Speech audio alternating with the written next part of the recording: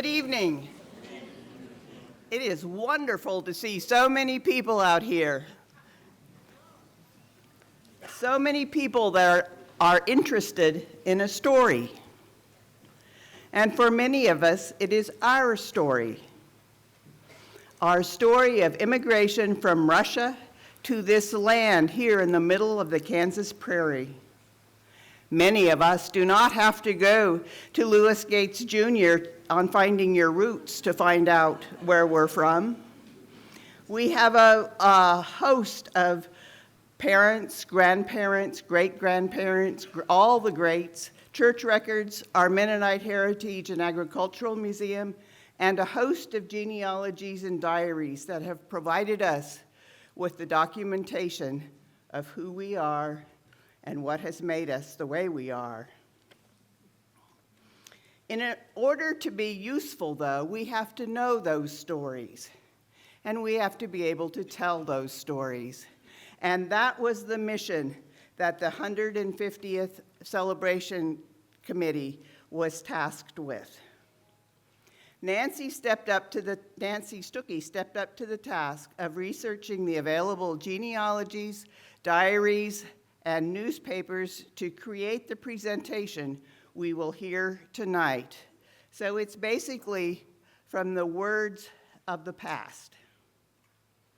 I would like to recognize the people that are on the 150th celebration team. I'm going to go read some names quickly, and I'm sure I'll miss a few, but there were a lot of people that helped. And when you see these people, please make sure you say thank you. Elaine Banman, Arlen Buller, Fern Schmidt, Dennis Unruh, Susan Nofziger, Nancy Stuckey, Brian Stuckey, Chris Schmucker, Sandy Dirksen, and many other people. Now, tomorrow we have a parade, and then we have the Low German meal that will be at the elementary school with Veronica, ham, gravy, sausage, bierock, zwieback, and cherry mousse. And another food option is at the prep school on the museum grounds. There will be barbecued beef sandwiches, bierocks, chips, monster cookies. And new to the menu this year is a vegetarian option of plant-based bierocks and a vegetarian gluten-free Southwestern 3-bean salad. And don't forget the New Year's cookies, made fresh Saturday morning. With your ticket to the threshing grounds, you can also tour the museum all day. Another upcoming event is on Sunday, September 22. We will be going to the original site of the immigrant houses to view the monument and hear Brian Stuckey tell about the setting that greeted our ancestors. You will be able to tour the Alexanderwohl Church building, learn about the architectural features, and view the original church books that were carefully carried through the immigration from Przechowko to Moluchna and Moluchna to Kansas. The size of the cimbria will be outlined on the church grounds to help us try to visualize the immigrants crowded into the ship for their 2-week trip over the ocean. The immigrant flags will again be marking the graves of those immigrants who had the faith, courage to take action and to relocate to a new country halfway around the world. There will be a taste of the journey at the shelter house. There is not a lot of information about the menus, but we know a few hints from journals and diaries, so I wouldn't come hungry. Another thing we're offering is we had thought that maybe we should have a reenactment of our journey from Peabody and walk from Peabody at 3 in the morning to here, or walk from Newton to here. But we decided that we probably wouldn't have a very big audience for that. So Brian Stuckey suggested he could create a self-guided car tour. Now, to get to that, if you go on you can get it on the webpage of our museum, and there's 2 9-page documents that document where to stop, what to look for, All of that information Brian did very carefully, and you will get an idea. Well, you could walk it if you wanted to, and if you go by car, don't pray for rain before you go. It needs to be a dry day. Now, I am very excited to announce that we have a bonus program that hasn't been advertised yet. On October 26th, we have some friends from Przechowko, some professors that have been taking care of the cemeteries where some of our ancestors are buried. And they're coming here to Goessel to experience this community. And they really want to get to know us. And I think they even want to speak some Low German.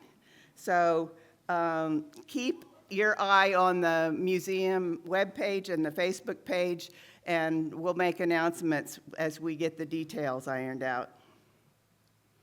All of these programs are brought to you by volunteers. I would like to also recognize the museum board members, and since it's so dark, don't stand up. John Jansen, Nelson Voth, Connie and Jim Wientz, Myron Gertzen, Roger Bartle, Eileen Esau, Fern Bartle, Chris Schmucker, Sandy Dirksen, Lloyd Voth, and myself, Pat Bartle-Penner.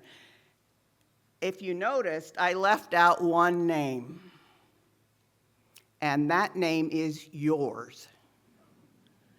Please, we need more people on the board. Please give us your name and tell us you would like to be part of this team. These programs have not only been brought to you by volunteers, but also from generous donations. We took a leap of faith that you would support the museum in our task of telling the stories. Your financial support is essential in our mission.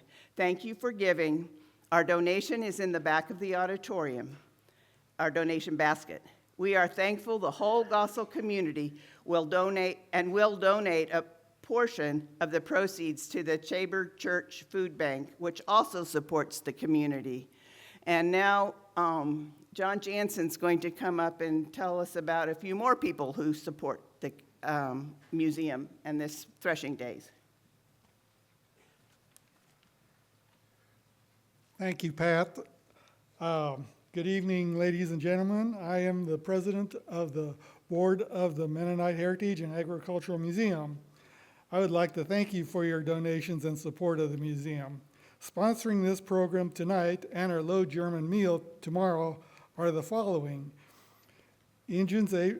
Abrams Engine Service, Bethesda Home, Citizen State Bank, Crossroads Credit Union, Everence, Funk's Electric, Goessel Grocery and Deli, Pine Creek Farms, Peaceful Pines, West Branch Excavating, Marshall Furniture, Emma Creek Farms, Voth Construction, Jost Funeral Home, Miller Ott Wiggins Funeral Home. Thank you to all who have sponsored. Let's give these sponsors a round of applause.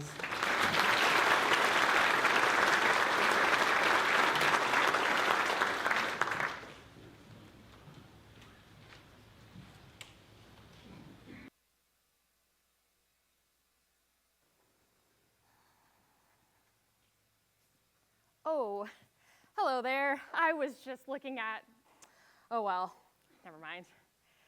It's amazing how things can change in just a few years. How about 10 years, 100, 150? I wonder what life was like back in 1874 when my Mennonite ancestors came to America from Ukraine and South Russia. And why did they come? What caused them to leave behind everything they knew? Homes, farms, villages? Why did they travel halfway around the world, losing family members to death along the way? I don't know that I could sacrifice like that today. I could have been born in Canada, Minnesota, Dakota, South America, Australia. I could have been born in Russia, Ukraine, Siberia. I could have been born in Nebraska.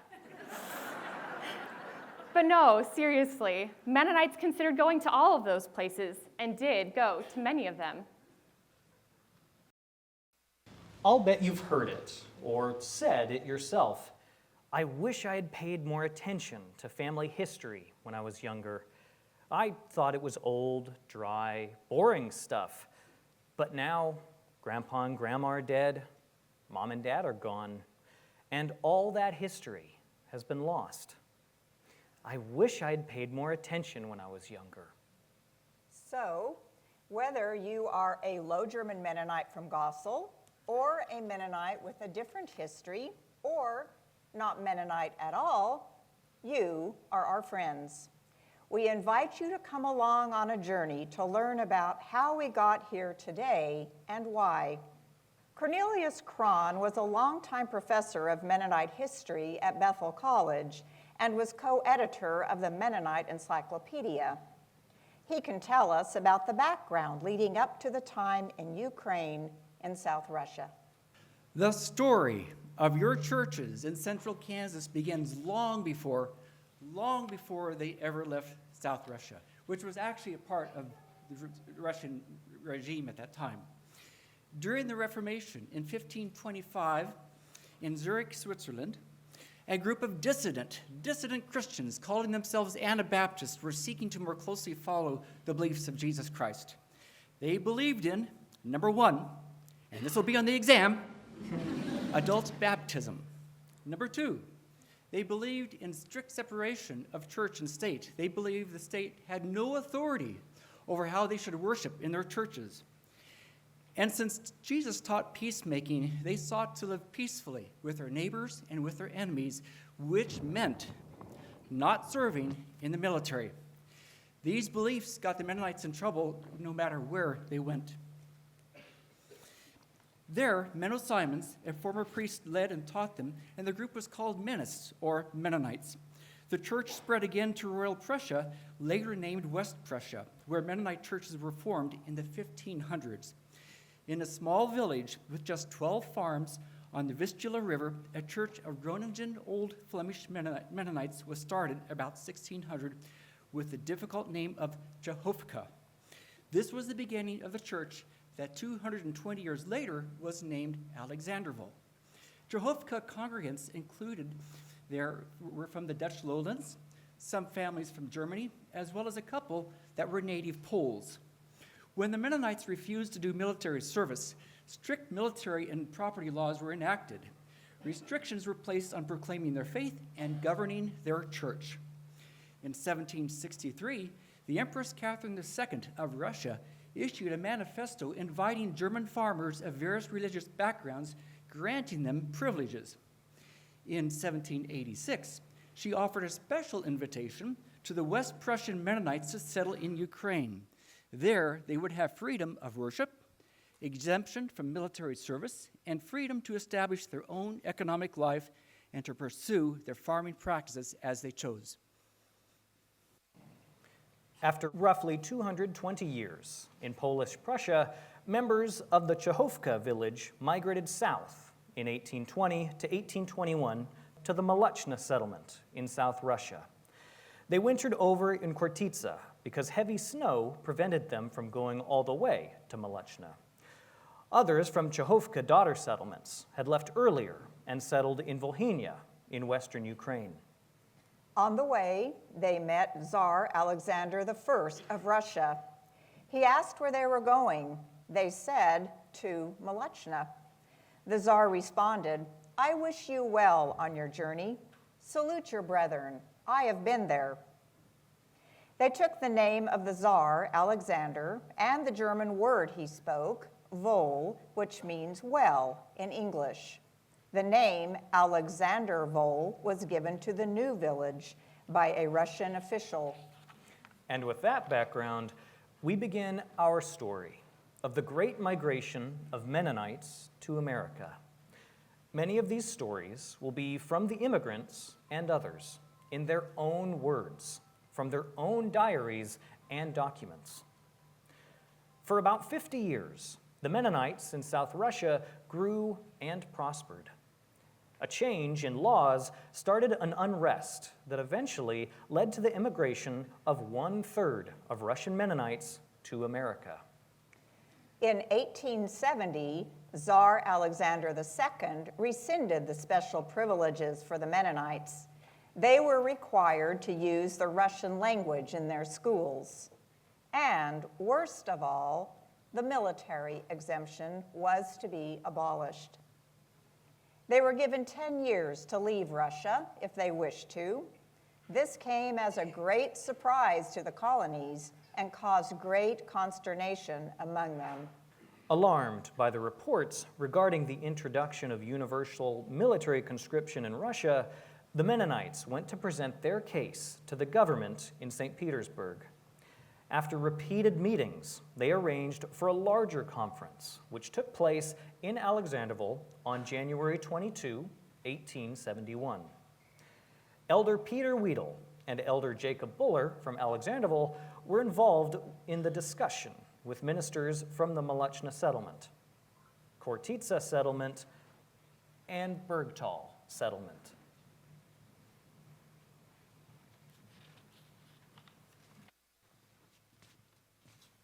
Gentlemen, we are faced with a most urgent matter, and that's about our military exemption being repealed. What shall we do about it? Maybe we should just stay here. I mean, after all, the government isn't requiring us to carry a gun. Just work in the forestry or sanitation services. No, we can't stand for something like that. Remember,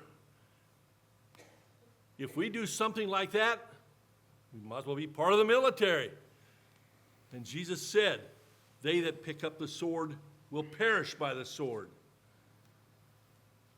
We just cannot stand for anything like this. Not to mention the issue of land. Those that have it can't keep dividing it between their children.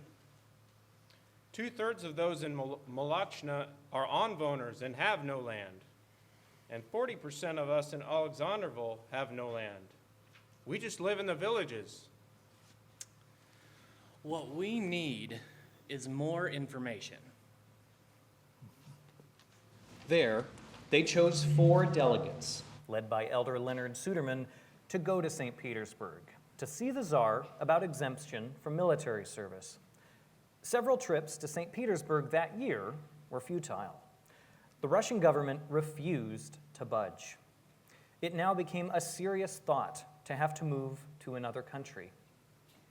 Among the Mennonites, Cornelius Jansen was a Russian Mennonite grain merchant and former representative to the Prussian consulate or embassy in Verdansk. He saw from the start that immigration would be inevitable unless they accepted some sort of war service. As early as 1870, he began gathering information about matters of interest to prospective settlers.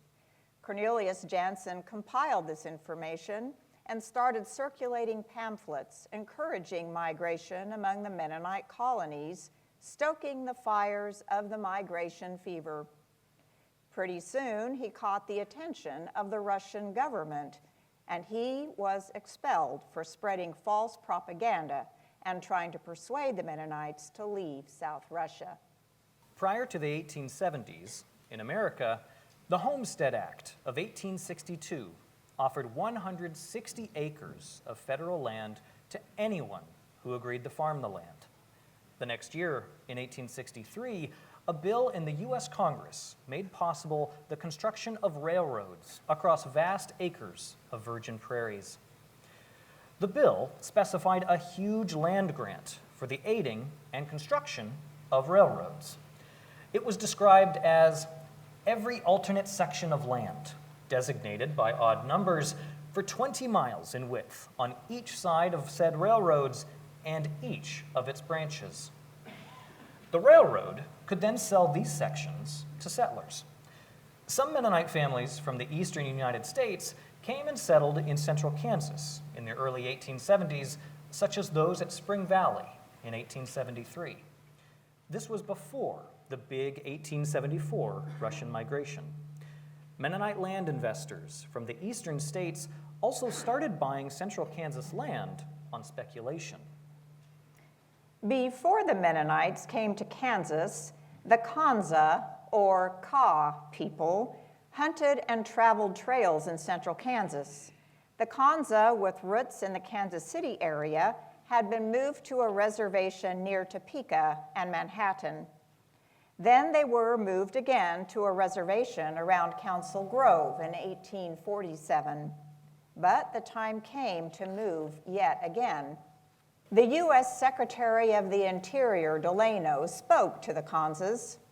He said the Kansas would be better off in a new country. Their reservation land would be sold for them, providing a surplus of money to purchase new land and build new homes. He counseled them to give up hunting, send their children to school, and begin farming like white people. In glowing terms, he pictured a future where the Kansas would live far better than at present. The Kansa head chief, Alexanderwohl, arose and protested. My grandfather, you treat my people like a flock of turkeys. You come into our dwelling places and scare us out, and we fly, alight on a new stream. But no sooner have we settled than you come in again and push us out farther and farther. Ere long, we shall find ourselves over the great mountains, landing in the oceans. The Secretary Delano responded in a tone with no room for argument. It is my duty to say to you that you must sell your lands here and select a new reservation in Indian Territory. Though not their choice to move, the Kansa people were escorted to Oklahoma on June 4, 1873, just 1 year before the large Mennonite migration. Their land was finally sold, but at less than market value, and the payment was delayed. In June of 1872, Bernard Warkentine, later founder of the Warkentine Mill at Halstead, and 3 other young Mennonite men embarked on an adventure trip to America. He wrote to his friend David Gores that only America is the land for the Mennonites, and that the conditions for agriculture and the raising of cattle are similar to those in Russia. When his friends returned to Russia, Warkentine stayed behind in America, traveling extensively. He settled in Halstead, Kansas in 1873, where he built a grist mill. By January of 1873, some of the Mennonites were convinced that no exemption from military service would be granted them, and they began to seriously plan for migration. They held a meeting at the Alexanderwohl Church for those intending to immigrate. Plans were started for sending a delegation to spy out the land. 12 delegates, also known as the 12 Spies, were elected by various Mennonite communities to tour American and Canadian territories. The delegates felt the weight of responsibility for scouting and making recommendations. Decisions would affect 50 or 60,000 souls in South Russia. First, would the people be able to make a home in peace in the perceived land of adventure? How expensive would this be for a people who would have to leave everything and, for the greater part, poor? It could hardly be imagined. Elder Jacob Buller, leader of the Alexanderwohl group, was one of those delegates, as well as Elder Leonard Suderman from Verdansk. Suderman's report gave us many details about the trip. Unfortunately, on his trip home on the train, Brother Jacob Buller had his notebook stolen out of his overcoat pocket.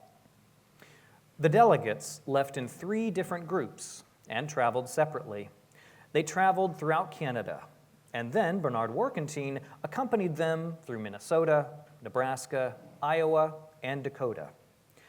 Suderman reserved his most eloquent accounts for a description of the mosquitoes, present even back then. June 17. We soon came to Winnipeg. In the afternoon, we had to cross a small stream that had swampy banks. With a scythe, some long grass was cut and cast along the edges to make crossing easier, but this took much time and work. Our lodging for the following night was not an enviable one. The mosquitoes gave us no rest in our tents. Their forwardness surpassed all limits of decency and moderation. There were simply too many of them for us to satisfy. Completely clothed, hats on our heads and nets over our faces, it was still impossible for us to protect ourselves from these intruders. So we greeted the dawn of a new day with joy. July 4. We were again on the soil of the United States. The mosquitoes drove us out of our beds already at 4 o'clock this morning. After touring the northern states, they met up in Summerfield, Illinois. Jacob Buller and William Ewart were convinced to tour Kansas and Texas as well. After that, Buller did not like Kansas because it was too warm and preferred Dakota. Before returning to Russia, the delegates visited Pennsylvania Mennonites who would later provide material aid, met with the Northern Pacific Railway about travel arrangements, and met with President Grant in Washington, D.C. about the possibility of military exemptions. President Grant endorsed the petition presented by the Hutterite delegates with the notation that, of course, no privileges can be accorded to foreign-born citizens not accorded to all other citizens.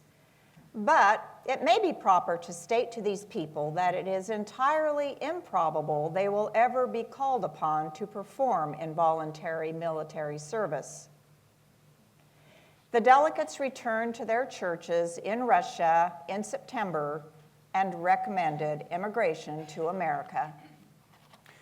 After a year and a half of meetings and deliberations, members of Alexanderwohl met on September 6, 1873, and it was decided to immigrate. All but a few planned to join the group. Preparations were now begun for a mass exodus to the land of freedom. When the government realized that it was about to lose a large number of its most desirable citizens, it tried desperately to stop them. The next January in 1874, General von Todleben was sent to several meetings with the Mennonites to try and convince them to stay. Gentlemen, I will get right to the point. The Tsar has heard of your intentions to leave our homeland. You are valuable citizens, and we hope you will stay. I am authorized to offer you some sort of civil service as a substitute for compulsory military service. You would be allowed to work in the forestry service or in hospitals. The Mennonites were not deterred in their decision to emigrate. Once General Todleben accepted their decision, he promised to help them get their passports. Preparations were put into motion. This meant selling property, often having to sell at a fraction of its value, disposing of household goods, making clothing, getting passports, and selecting items to take along to the New World. As the time grew closer, they prepared food for the journey, such as toasted zwieback and cured ham. Deciding to go had been a hard decision. For many, it meant leaving the place where they had buried their parents or children. Some had family that decided to stay behind. Cornelius Voth, Jr., recorded the story of his grandparents, Reverend Peter and Katharina Voth. Grandmother and grandfather sold their estate to a Mr. Schmidt. Grandmother loved Russia. 6 of her little ones were buried in the Russian earth. 2 of her 3 children were married but not ready to emigrate at this time. After some time, her son-in-law was able to sell his estate. 3 of her children were married and 2 would not yet emigrate. Numerous people did not believe it necessary to emigrate, and grandmother herself really wanted to stay in Russia. Upon her request, the estate was bought back, but for 500 rubles more than it had been sold for.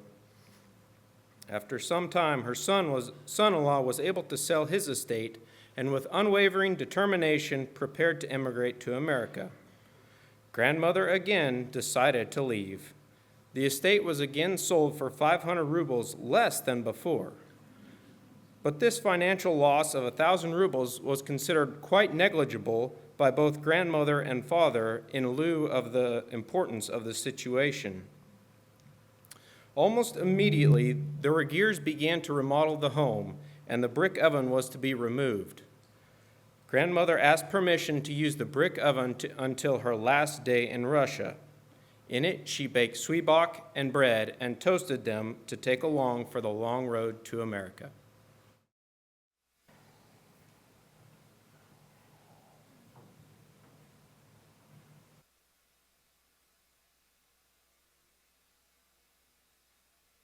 I am Johann C. Voth. And here in my account book are items that have been sold.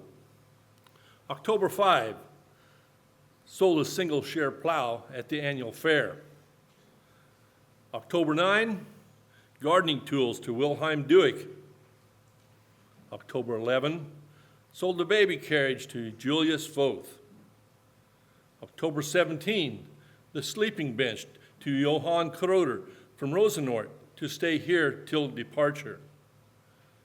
October 17, the dresser sold to N. Heidebrecht from Schenzay to stay here till we move away. January 31, sold the cradle to Russians and several chairs. February 10, sold the mare to Heinrich Unruh in Liebenau, but she stays till after planting, and then I can again have her till we move. April 3, sold the feed trough to a Russian. June 1, to Schleckheimer, the table and a set of brown chairs. There were many anxious moments during the time of preparation. Some were unable to finance the journey. To help those, the Mennonite Executive Aid Committee in Pennsylvania and the Board of Guardians were formed to raise money. The Board of Guardians included Christian Krabel, Bernard Warkentine, John F. Funk, and David Gores. Within Alexanderwohl, there was an organization formed called the Corporation of Immigrants to America. The rules adopted were simple and few. One rule stated, since the immigration is taking place for conscience sake, it must carry a Christian stamp, and consequently, the well-to-do brethren are under an obligation to help the poor through a loan treasury. The ledger containing the rules and the bookkeeping was known as the Schnur book, translated cord book. A heavy cord was passed through the holes and brought to the back of the book where the two ends of the cord were fastened with a wax seal, making it difficult to tamper with the records of the book and marking the book as an official record of the church. Getting the passports in time caused for many more anxious moments.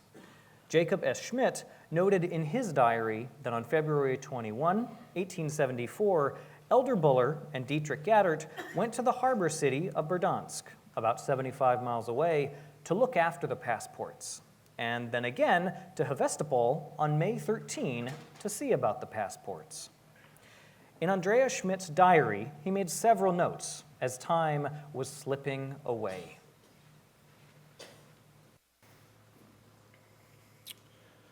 June 12, together in church.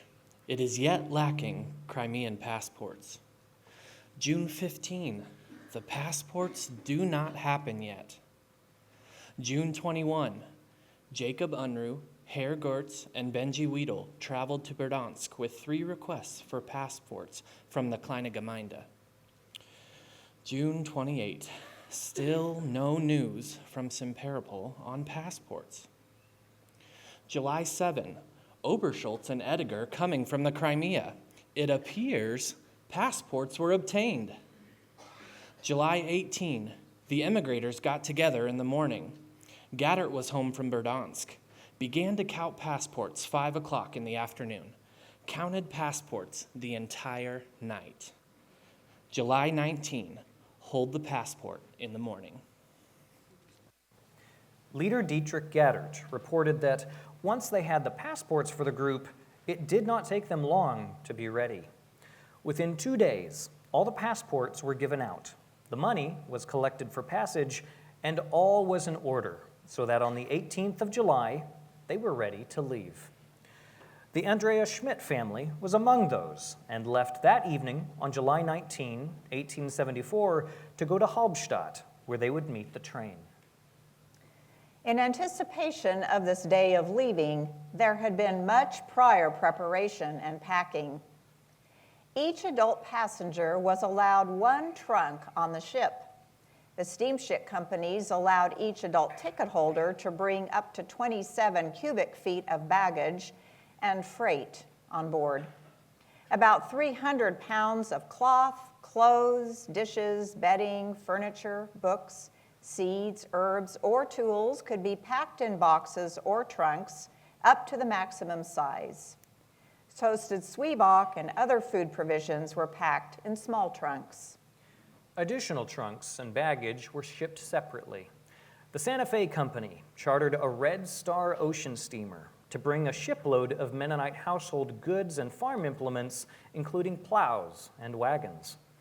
These goods were all brought to Philadelphia and then by rail to the settlers, and all free of charge.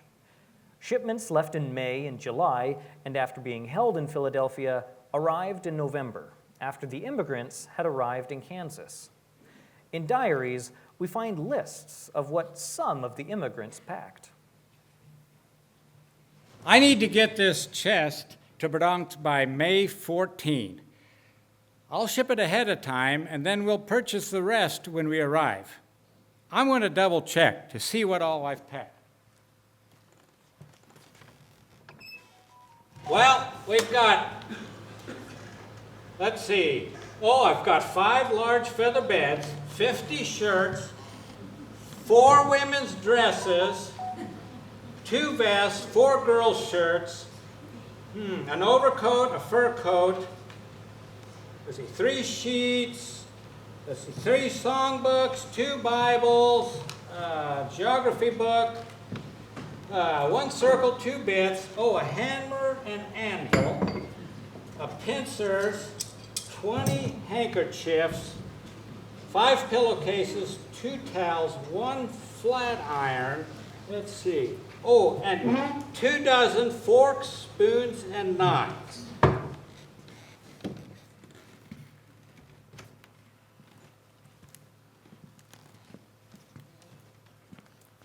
Johann, what have you packed? We'll send this box with 37 3/4 cubic feet. It was assigned number 378. In this box we have 1 old wagon, 1 pair old harnesses, 1 pair of plow harnesses, 1 old leather strap, several used household tools, some cabinet making tools. And Johann, I'll add this fur coat to trunk number 376. I've already packed another fur coat, 2 small fur coats, 3 old beds, 2 used bedding, and jammer, 38 used shirts, 4 used woolen women's dresses, a pair of used trousers, 6 used vests, 7 pair of used hosiery, a half a dozen spoons, 3 plates, 4 sets of cups, and 2 tea tumblers. With passports in hand and trunks packed, the immigrants went to board one of 4 trains in Halbstadt, headed for the seaport, Hamburg, in Germany. For most, this was the first train ride they had ever had. Jacob Pankratz noted how hard it was to say goodbye.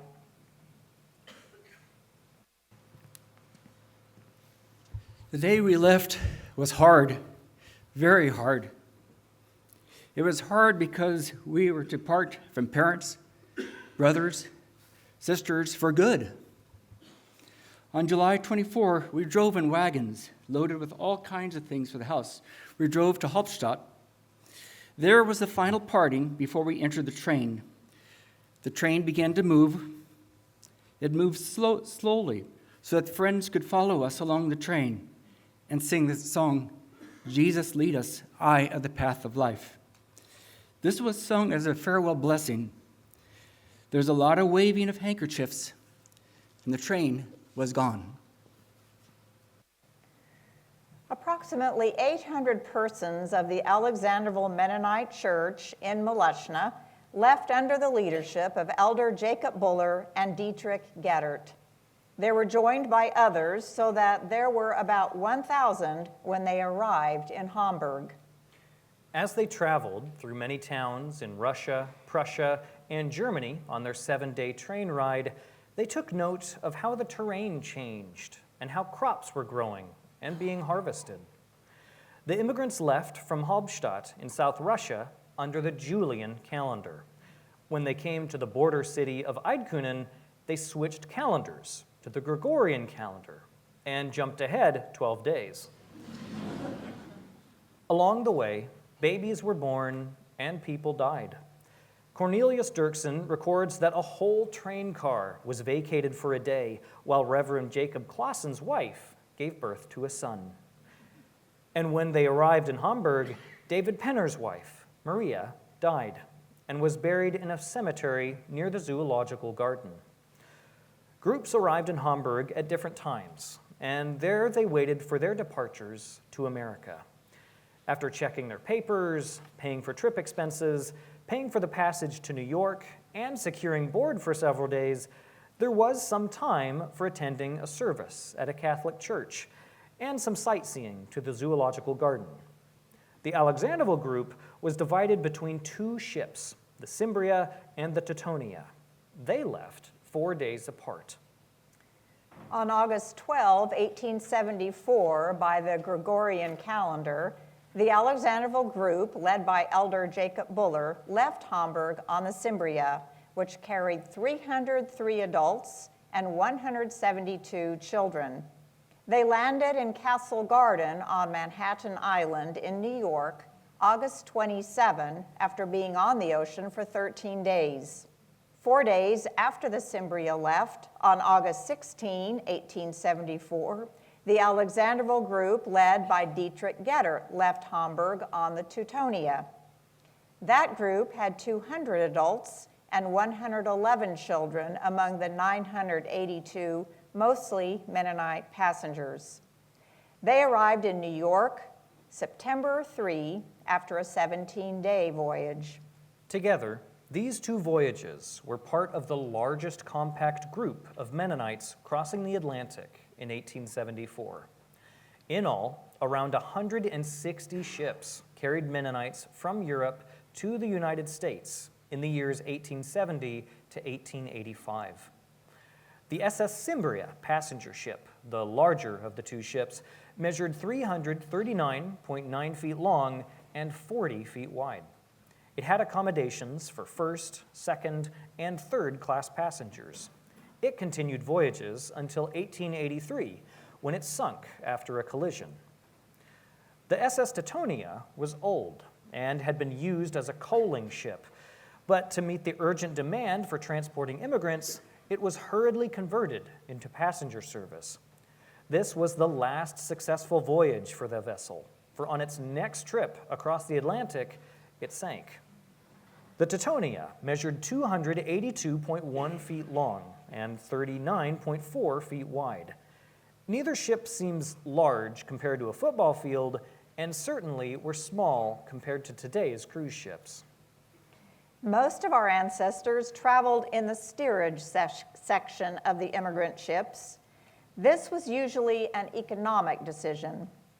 As second or third class passengers, they were responsible for at least a part of their own food. 3 to 6 people shared each family bunk bed. Each person was allowed only 18 inches of space. Passengers were expected to bring their own bedding, and there might or might not be a straw-filled mattress provided. Most passengers experienced seasickness at times as they encountered storms at sea. Several immigrants made notes about the conditions in their diaries. August 16. When we came to the Teutonia and to our quarters, we were terribly disappointed. Instead of beds, only board boxes, and everything was covered with coal dust. We looked and shuddered. How could we put our bedding in such filth? One had a happy thought. He took off his boots, and with the foot wrappings, he wiped the dust into a corner. Our mother and her 2 grown daughters had the lower berth, or box, and my wife and I, with our 2 children, had the upper box. August 21, we had the most terrific scare today. Fire broke out below. All passengers were ordered on deck. The ship's crew worked desperately, and after several hours, we could again go down to our cabins. Many cried out of the depths of their heart to God. August 30. Each family has a ship number and can come to the kitchen for some food 3 times a day.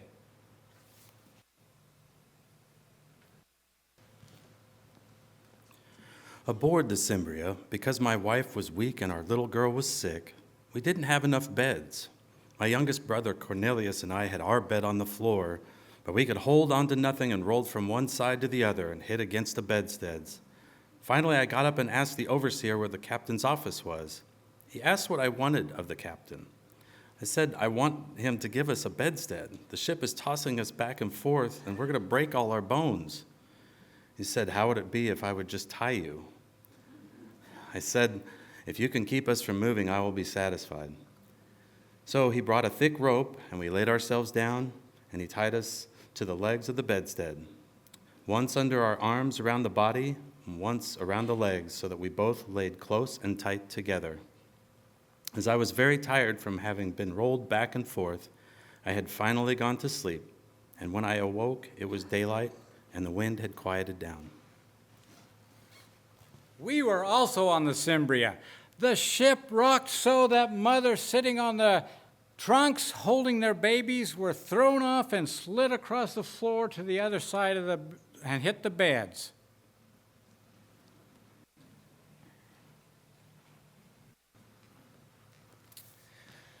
The only thing that I noted of the ocean voyage was a severe storm that rocked the large ship Cimbria so vehemently that we steerage passengers with our baggage slipped to and fro over the floor. A man came and handed out ropes to tie things down to the bedposts. I also recall the tasty toasted biscuits and cured ham, which we had taken along as food for our trip.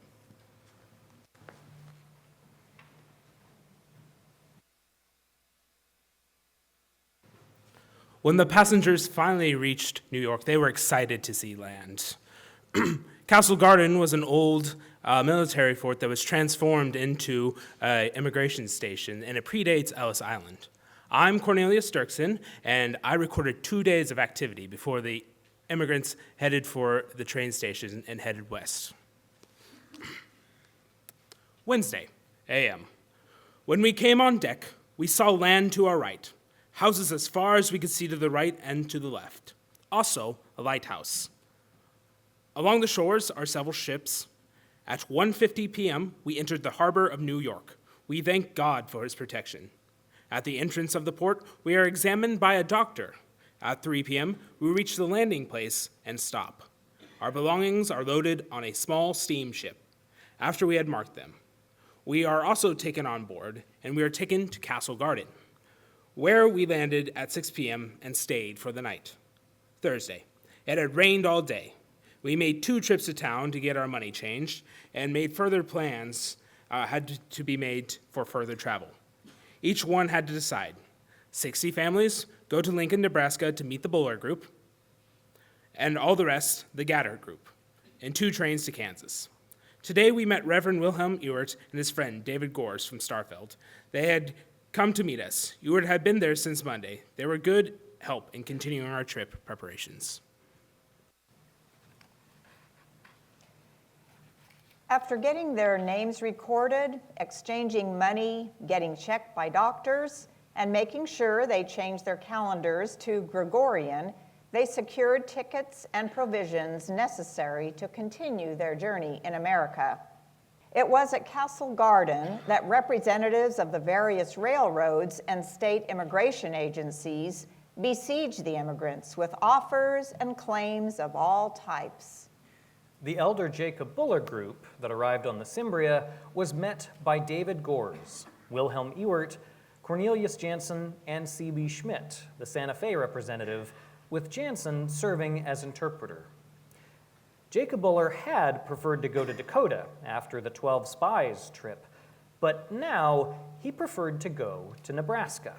So, the Burlington, Missouri Railroad offer was accepted, and they set out for Lincoln by way of Elkhart, Indiana, and Chicago, Illinois.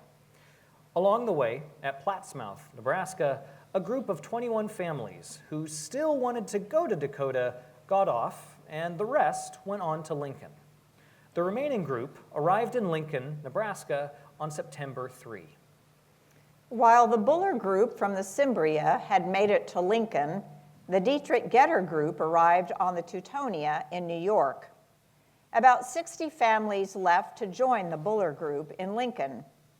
Others in the Getter group, about 100 families, seemed to be united about going directly to Kansas. After traveling on several rail lines, they arrived in Topeka. While the group stayed in Topeka, their leaders traveled westward, and after some days of looking over prospective places to settle, they chose a tract of ground north of the Little Arkansas River and west of the Turkey Creek. They soon organized the Church of Hoffnungsau near Inman, with Dietrich Gettert elected as the elder. The Buller group arrived in Lincoln on the Burlington, Missouri rail line. After arriving at this rail yard, they were housed in an immigrant house built by the Burlington rail line, but it was too small for the whole group. Another large frame structure was quickly erected at the fairgrounds. In addition, some stayed in other buildings at the fairgrounds and in railroad passenger cars. A committee of 5 Mennonites was appointed to tour the Burlington lands, led by their railroad agent, A.E. Tuzolin. Some of the Mennonite young men accompanied the party to that area to help dig wells, but because of the deep water levels, they were unable to produce satisfactory wells. C.B. Schmidt, railroad agent for the Atchison, Topeka, and Santa Fe, had secured the committee's promise that they would not decide on a final location until they had also seen the Santa Fe lands in Kansas. While the committee inspected the lands that the Burlington and Missouri River Railroad and the Atchison, Topeka, and Santa Fe Railroad offered for sale, the Burlington continued to care for the Mennonites in Lincoln. After the railroad lands had been investigated, the committee presented their report to the entire congregation at a huge open meeting. The committee, with Reverend Heinrich Rickert as spokesperson, were seated in front of the lodgings, and Tuzolin, the Burlington agent, stood in an open buggy in front of the committee. The Santa Fe agent, C.B. Schmidt, stood amid the Mennonite immigrants. A bidding war with offers ensued, giving the Mennonites many valuable benefits. Reverend Rickert, the Burlington Railroad will offer you lands we showed you earlier in Franklin and Webster counties in Nebraska. We object to those lands because wells need to be dug from 75 to 100 feet before water can be secured. Oh, we promise you this is no problem. The Burlington will either drill a well and put a pump on every quarter section of land, or put up a windmill on every section of land. And the prairie has only sparse grass cover. It would be insufficient for feeding cattle. Further, Burlington, this is no problem. We will furnish free of charge all the hay that the Mennonites might need for the winter. And the road from the railroad to the land leads for over 5 miles of sandy hills. Again, this is no problem for the Burlington. The railroad will build a temporary plank road between the Mennonite settlement and the nearby towns for you. All offer on behalf of the Burlington to provide every family with a security bond of $20,000, whether you settle on railroad ground or government ground. We'll build an immigrant house with a capacity of 150 to 200 families and give it to the congregation, and we'll transport 250,000 feet of lumber at the Chicago price. For cash purchases, we'll sell the Burlington land for an average of $2 to $2.50 per acre, and this is reduced by 45% from the appraised price. No matter how appealing the conditions were, however, most of the Mennonites just were not interested in the Burlington lands. It became evident to Tuzlin that our committee was so favorably impressed by the Santa Fe lands in Kansas that we were inclined to accept Schmidt's offer. So he made a different offer. If these lands are not acceptable, I'll offer you the lands north of Sutton in York and Hamilton counties. If you settle there, the Burlington will transport to Nebraska free of charge. Free of charge, the trainload of freight you have waiting for you in Philadelphia. The Santa Fe Railroad will match that offer. We will charge no freight for all the lumber and coal and grain and other supplies you might need. The Santa Fe Railroad will match that offer. We'll give free railroad passes to all your committees. The Santa Fe Railroad will match that offer. The discussion soon centered on the prices the Burlington Railroad would charge for the lands. Tuzlin's every offer was more inviting than the preceding one, but Schmidt matched every offer. Look, if the Mennonites remain in Nebraska, the Burlington Railroad will give you the necessary land for free, for nothing. Schmidt did not match the offer of free land. Probably because he could sense that our committee was on the verge of choosing Kansas, and he wanted to salvage some financial returns for the Santa Fe. With the decision leaning towards Kansas, Tuzlin made a magnanimous offer. The Burlington will not charge Mennonites anything for the expenses you have incurred in Lincoln. But if you really want to go to Kansas, the Santa Fe will have to furnish the necessary transportation. The Santa Fe Railroad will offer you a 50% reduction on the prices of the Kansas lands, as well as a section of land for the poor. We will also build 2 immigrant houses for you to live in until you get established. After 19 days in Lincoln, the decision was soon made. They would go to Kansas. The result of these negotiations was a 17-point contract of benefits made with the Santa Fe Railroad. If it were not for the Santa Fe Railroad, we would not be where we are today. Most of the Alexanderwohl people followed Elder Jacob Buller's decision, but 35 families decided to stay in Nebraska, in York and Hamilton counties near today's Henderson.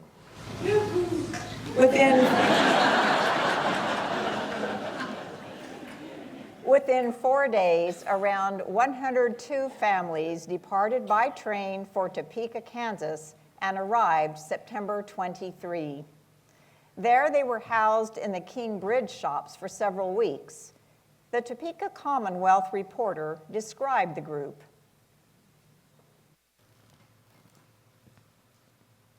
Large crowds of visitors flocked to Kingsbridge shops yesterday to see the 600 Mennonites who arrived there Thursday. They were dressed in their primitive homespun garments, which were usually of coarse wool and of the most primitive style. Our crack tailors would have been puzzled at the choice appearance of those ancient dresses. The women and children were all consuming huge pieces of bread, which, with a rapidity which argued well for their digestion. They had funny old handkerchiefs tied around their heads, and certainly no Broadway milliner ever supplied one of those quaint bonnets which the fair Mennonite beauties wore. They had all brought huge tin pans, crockery, etc. with them, and baskets groaning under loads of breads, cheeses, and sausages. The men appeared to have conscientious scruples against wearing clothes that fit them. The idea appearing to be, get all the cloth you can for the money. The men's vests, therefore, descended toward the knee, and their pants possessed an alarming amount of slack. Their favorite headgear is a flat cloth cap, which they pull off in saluting any person. This habit will soon drop now that they have arrived in Kansas, where nobody respects nothing. Leaders went ahead to determine the exact location for the settlement. The two immigrant houses were located a little northeast of the center of Section 33 of Menno Township that Alexanderwohl Mennonite Church is now located on. They were 18 feet by 200 feet. During the construction of the immigrant houses, the young men of the group came to help with the construction, sleeping under the floors for protection from the weather. The section of land donated by the railroad for the poor was Section 7 of West Branch Township, the mile located south of current Goessel on the west side of the road. Some families came immediately from Topeka to choose their land. Other families sent the men to select and purchase the land. Most settlers did purchase their land from the railroad, but others purchased it from the government. Some of the landowners, with families waiting in Topeka, began to prepare housing in preparation for the final move. During the time in Topeka, supplies and equipment were purchased. H.R. Voth, a 19-year-old, had studied English while in South Russia, so he took on the role as interpreter when housewives were purchasing food supplies and assisting the men who were buying livestock and other farm supplies at the livestock auction made available to them for 14 days in Topeka. The immigrants left Topeka at different times, and some took the train to Newton. There, they purchased wagons and other supplies, loaded up their belongings, and traveled north on the Chisholm Trail, located a half-mile east of current K-15, to the immigrant houses, or to their land. Reverend Heinrich Bandmann and Heinrich A. Schmidt talked about getting their belongings to the settlement.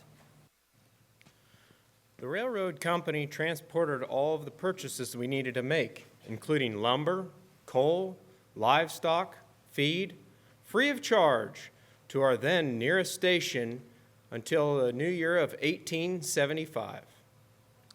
At the auction, we bought 2 horses and 2 cows and other items.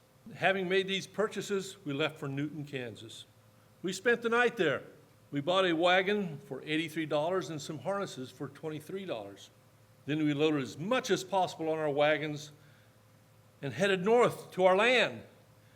It surely was a joy to travel with our own wagon. At first, we lived in the immigrant houses.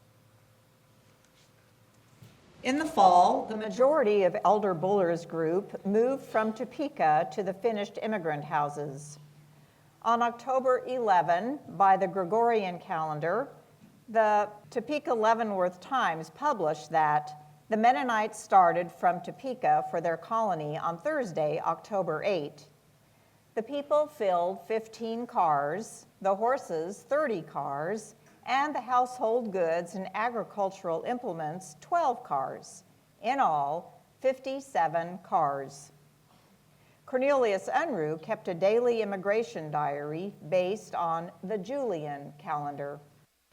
In Topeka, we bought a cooking stove for $28. We left Topeka on the 26th of September at 5 o'clock and arrived at Peabody at night. The 27th of September at 3 o'clock in the morning, we came to the immigrant houses. We stayed there for 8 weeks until we moved into our own house. They completed a nighttime march across open prairie and likely followed an earlier Indian trail that led from Peabody to the immigrant house site where they lived until their own houses were ready. This is the place where they first worshiped at home in America. We need to be reminded here that the Alexanderwohl group was not the first Mennonite group to settle in Kansas. In 1871 to 1873, Old Mennonites from Pennsylvania, Virginia, and Ohio settled in 4 areas of McPherson and Marion counties, including the Spring Valley area, northwest of Goessel.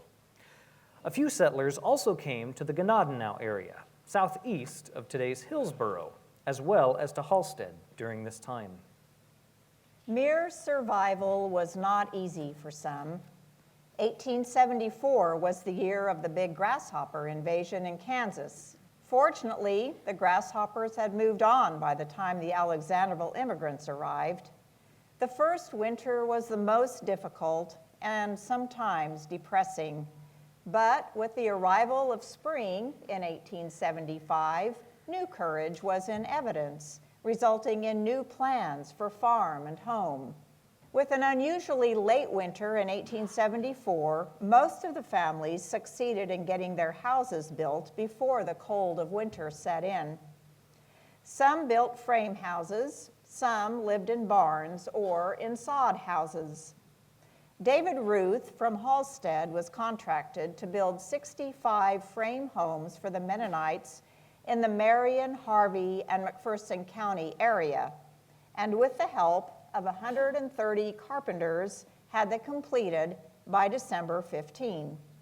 The Krause House at the museum is an example of one like these.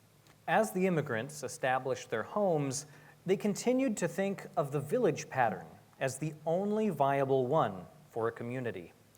From 6 to 10 houses would front a 1-mile street. This enabled shared farming.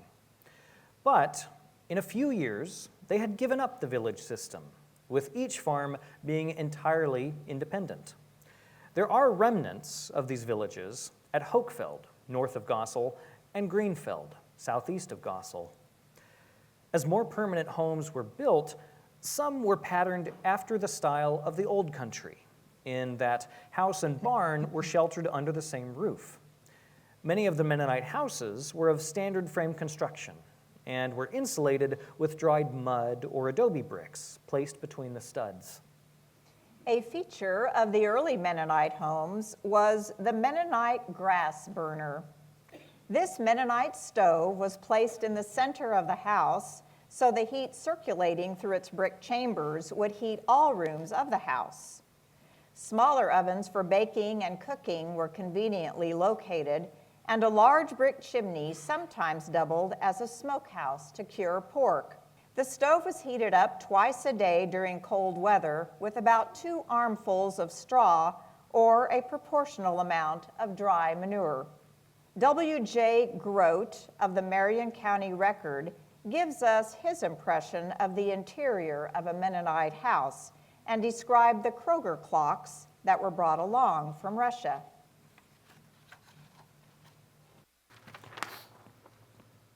The furniture consists principally of bedding, of which they seem to have an ample supply, and of the warmest material.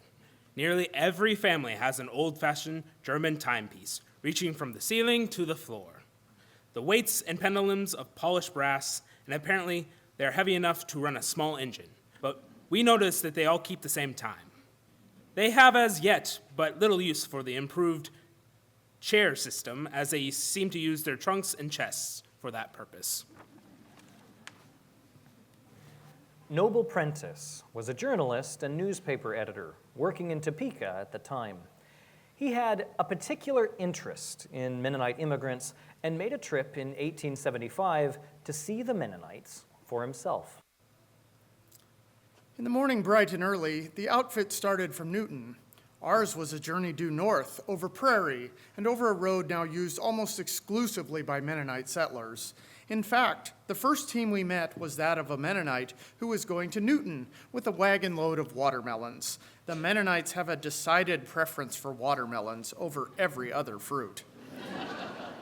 The first Mennonite residence reached was that of Bishop Buller. At Mr. Buller's, we saw an evidence of progress. One of the stone rollers which was pronounced to thresh grain was lying in the yard, while a short distance away was an American threshing machine in full blast. Mr. Buller accompanied us to the residence of Abraham Reimer, who is a leading man among his people. The establishment of Mr. Reimer afforded a good idea of what Mennonite thrift has already accomplished. His house was a substantial frame structure with 2 large barns, and at the rear of it, numerous stacks of grain arranged in a semicircle. That the Mennonite, the female Mennonite, is not destitute for an eye of the beautiful was shown by a well-kept flower garden at the end of the house. It is true that the flowers were arranged in straight rows and were such floral old-timers as pinks, marigolds, and the like. But after all, Solomon in his glory was not arrayed as one of these. In the Zur Heimat periodical published by David Gores, another journalist, C.L. Burnett, looked at the settlement in June of 1878, 3 years later. They have been so successful with their choice that the leaders of the Mennonite churches who we visited yesterday assured us that the damage they had suffered through the loss of time and money for the long journey had already been compensated for after their 3rd harvest. We find these simple but well-disciplined German-Russian Mennonites engage in extensive farming. 40, 80, 120, and even 1,000-acre fields are sown to wheat. The Mennonites use American plows, drills, mowers, and threshing machines for their cultivation. Of all the implements, they have kept only one, the really remarkable wide wooden pitchfork, but adopted all other American implements. Upon their arrival, they had these clumsy threshing stones with notches which, seen from the top, had the shape of a star. They had used such threshing stones in Russia, but realized very soon that the use of these crude threshing stones in the large wheat harvests would set them far behind their neighbors who were using American threshing machines. So they bought new machinery, and these stones, which had to be dragged by horses over the scattered grain, are now lying in the farmyards as reminders of those first years. While the implication may have been that all debts were paid off in 3 years, that would not have held true for some, who struggled to pay off their promised commitments, even in 10 years. Noble Prentice came back to the Mennonite settlements for another visit in the spring of 1882, 8 years after the immigrants had arrived. A great change had taken place in the country since my last visit. Then the raw prairie was now very much like Illinois. The most surprising thing about these places is the growth of trees. I left bare prairie. I returned to find a score of miniature forests in sight from any point of view. Several acres around every house were set in hedges, orchards, lanes, and alleys of trees. Trees in line, trees in groups, and trees all alone. In many cases, the houses were hardly visible from the road, and in a few years will be entirely hidden in the cool shade. We wished to see a few specimen Mennonites and their homes and went to the house of Peter Schmidt. Had I been an artist, I should have sketched Peter Schmidt of Emmental as the typical prosperous Mennonite. He was a big man on the shady side of 40. His face, round as the moon, was sunburned to a walnut brown.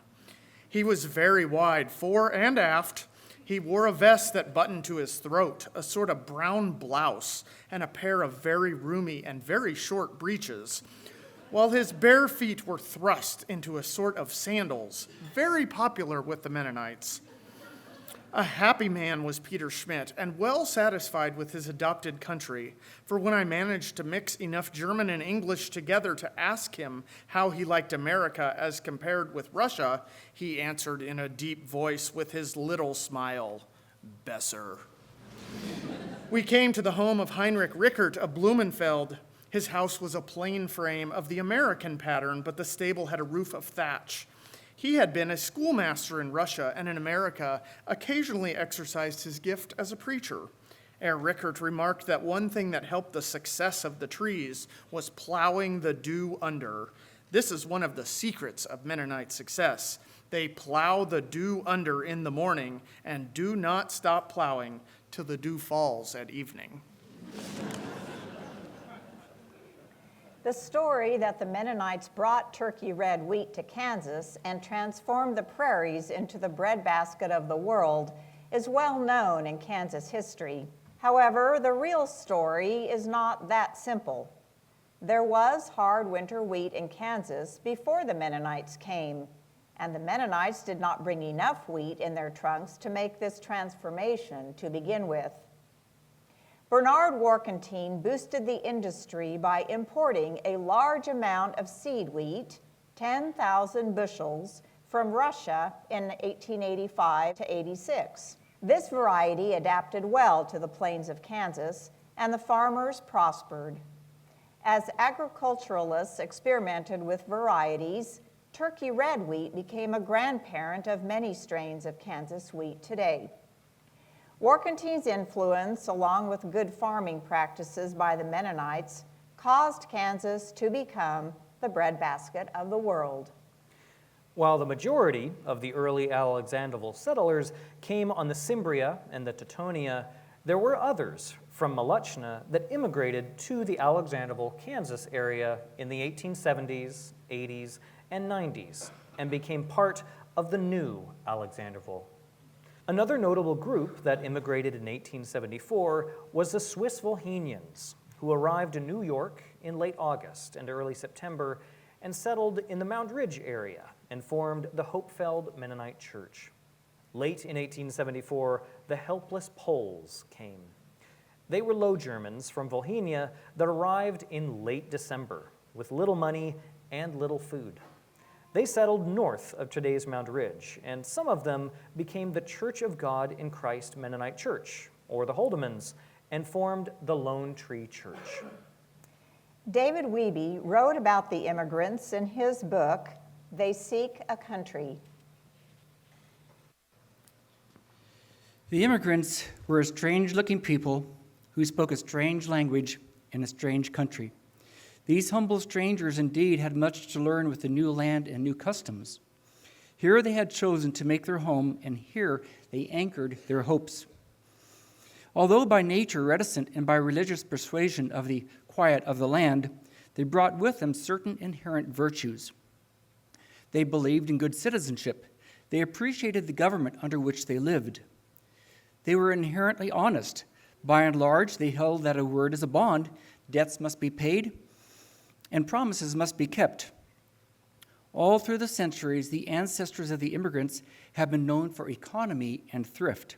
These virtues were born in adversities and helped them to survive. The immigrants believed in cooperation. Illness, building, harvesting, butchering were often shared by neighbors. As a pioneer settler, the Mennonite was particularly successful because they moved as a community with schools and churches. Perhaps the most outstanding character trait of these people was their concept of the dignity of work. Their children were trained to help on the farm and in the kitchen, and to look on work as necessary, enjoyable, and dignified. Only about 1/3 of the Mennonites in South Russia came in this migration. During the years of 1870 to 1885, about 18,000 Mennonite immigrants came to North America from South Russia, West Prussia, and Europe, with about 10,000 to 12,000 settling in central Kansas.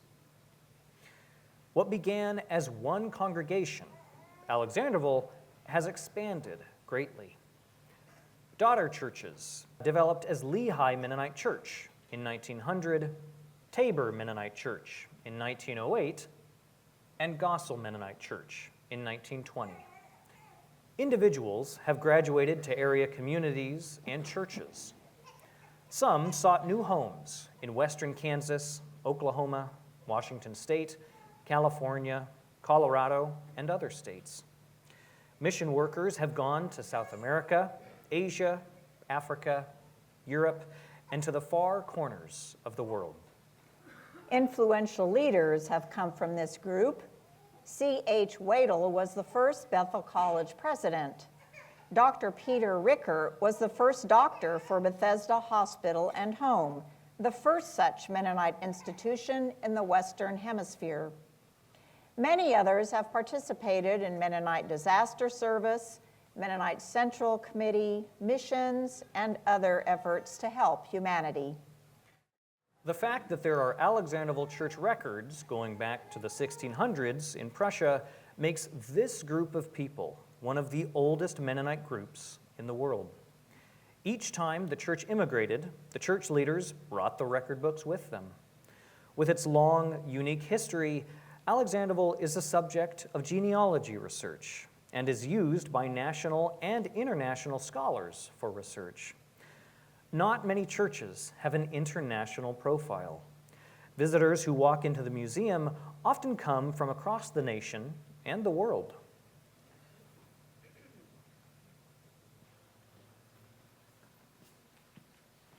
Well, here we are in 2024. I'm struggling to know what to think about 1874. I mean, the immigration story is a nice story, but what does it mean to me? I'm beginning to see that faith and history are woven together.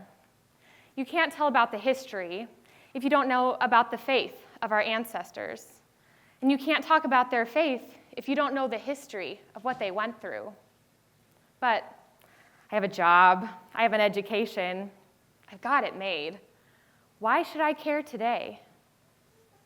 Because it matters. The late novelist Michael Crichton is reported to have said, "If you don't know history, then you don't know anything. You are a leaf that doesn't know it is part of a tree." Another philosopher said, "If you don't know where you came from, a part of you dies." Yes, it matters that I was born here and not in Ukraine or other places. Culture matters. The community you grew up in matters. The people, the customs, the ordinary daily things you know just by living in a community. Our ancestors left almost everything to come here for certain reasons: land, language, faith. Many of us have moved off the land to jobs in cities. We lost the German language because of threats in World War I and II, and our own acculturation to American culture. Does it matter to be Mennonite anymore? Or is that a larger question than we think? Let's go to the Mennonite theologian Palmer Becker to talk about broader Anabaptist beliefs. I tend to believe that our faith is not as simple as people would like to think, but there can be some things that many of us agree on. Number one, Jesus is the center of our faith. As we read the Bible, we give more weight to the Gospels, the words and teachings of Jesus. In our daily lives, we strive to be Jesus' faithful disciples. Two, community is the center of our life. Adult baptism leads to voluntary membership, the exercise of brotherhood and sisterhood and mutual aid, mutual love and for fellow believers, worship and teaching together. Number three, reconciliation is the center of our work. Following the words of Jesus, we become peacemakers who renounce violence, seek alternatives to military service, love our enemies, heal relationships, seek justice, do acts of service, and share our possessions with those in need. Those are the faith values of our ancestors who came to this land. And I'd like to think that 150 years later, we would strive to continue to practice those values today. You have come along on an epic, unforgettable journey, learning about our ancestors, the faith they held, the courage they demonstrated, and the actions that they took. The Alexanderwohl Church, coming out of Russia, is now a widespread people that is bigger than any one person, one congregation, or one country. May they live on into the future, if it is the will of God.